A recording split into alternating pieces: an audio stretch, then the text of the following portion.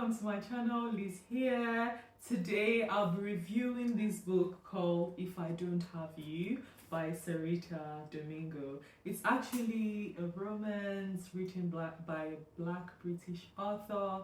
I was really interested to read this novel because I haven't actually read pure romance in years. And when I was much younger, I was reading so many romance novels, and it just got to a point where I was a bit, I guess I was growing more into my consciousness, and I was just like, oh, it's all about being steamy, no substance.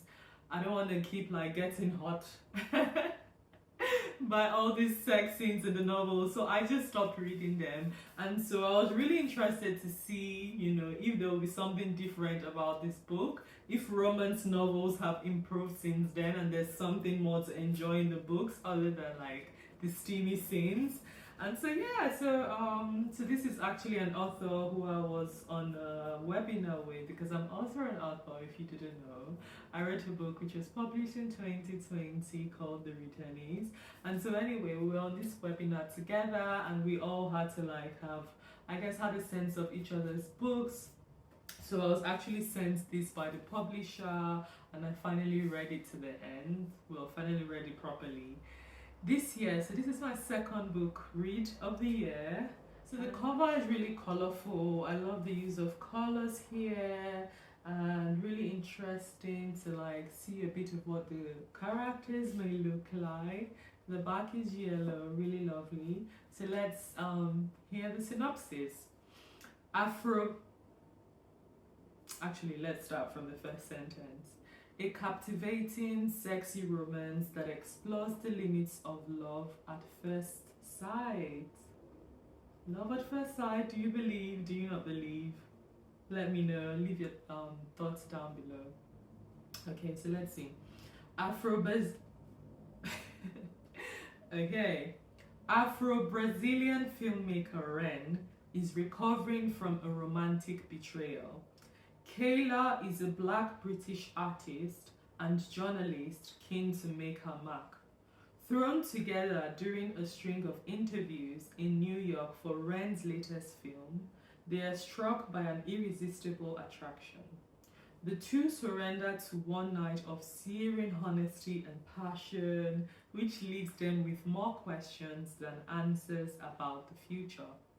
With secrets lurking between them, letting their romance continue could upend the separate lives Ren and Kayla have so carefully built. But can they really risk losing their miraculous connection? Ooh, miraculous connection. Can I have one of those, please? No, I really love this book. I love the love between the characters. Both are really complex characters, and I love how the writer really explored their identities, their personalities, and made them fully formed. So yeah, and this book is also written in both of their perspectives. So it starts with a chapter from Ren, and then later it moves on to Kayla, and you get to see, how they see things, how they're perceiving things, and what's also going on in their personal lives.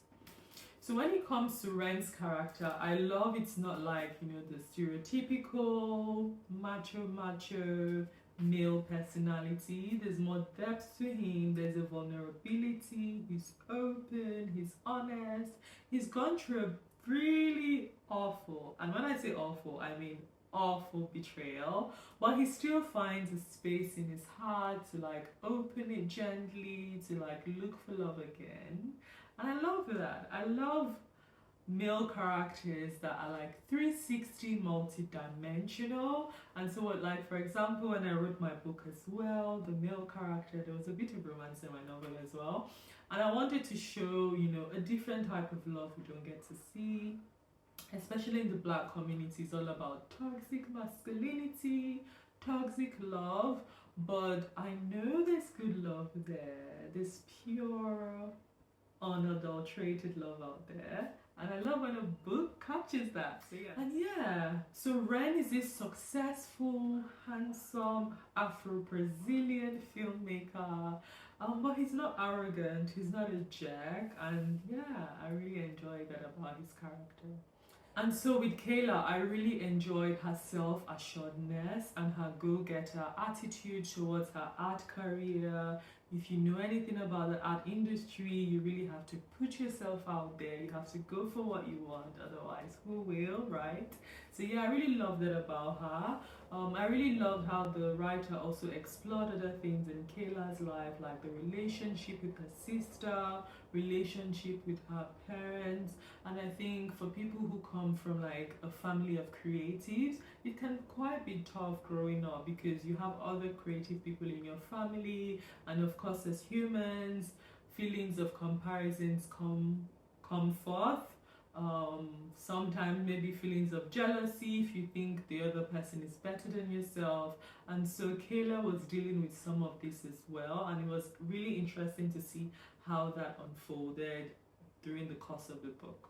Yeah, I really enjoyed that this romance novel wasn't about like this naive, lustful, blushing woman who is just being swooped off her feet by a man. It's like, no, she's a career woman, she has things going on for herself, she has other friends and loved ones around her. But then there's this secret lurking, and yeah, really, really interesting. However, Kayla actually did some questionable things, and I was just like, oh, seriously, it's not that big of a deal. Just say it, just explain it, tell him already. Come on, you're going to ruin this relationship. And I don't know if it's because the character is a bit young and it's maybe a lack of maturity, although I feel that would be an excuse. But I don't know, maybe the author wanted to like write this character in this way to sort of explore what she wanted and to create the narrative, I guess. When characters in books or even in films act a bit like nonsensical, should I say, I'm just like, oh, come on already, really?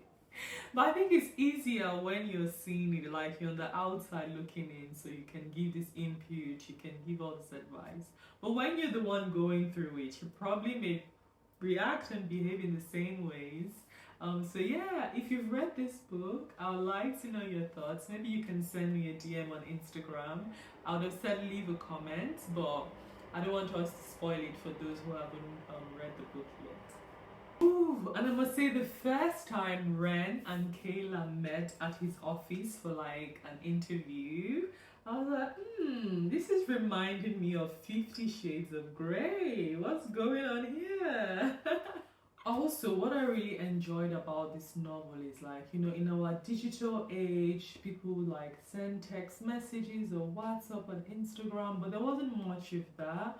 The story and like the relationship between Ren and Kayla actually transpired a lot through like sending letters, sending emails, and so yeah, I really enjoyed that. It's been quite a very long time I've read a book where there's like email threads and there's letters and stuff like that. So yeah, that was really cool. And apart from being cool, I think it adds to that romanticity of it. Like, oh, he sent her a letter, and oh, he wrote her an email, and like he's pouring his heart out, or she's pouring her heart out.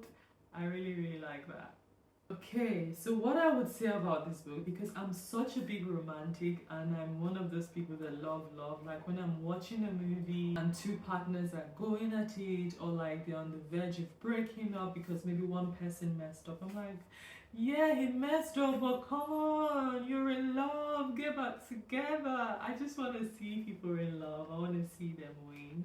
And so when Ren and Kayla were going through their own trials, I was just like, come on people, tell him already. And him, I was like, I know your heart, I know you've gone through a betrayal in the past that was so damn awful, but come on, this is Kayla, you have something special, give her another chance. So yeah, the whole drawn out thing between them, like, and this went over the course of months and maybe a year or two. I'm just like, really? All those years and months you spent apart have just been wasted because you both had those times pining over each other and not really going on properly with your life. So why didn't you just get back together? I know in reality there's some things that are quite unforgivable. There's some things that like you have to take your time to regain trust. But it's fiction, it's novel. I just want to see people in love all the time. Can a girl dream? Can fiction at least be painless? So yes, as you can tell from the way I'm talking and everything, I definitely enjoyed reading this book.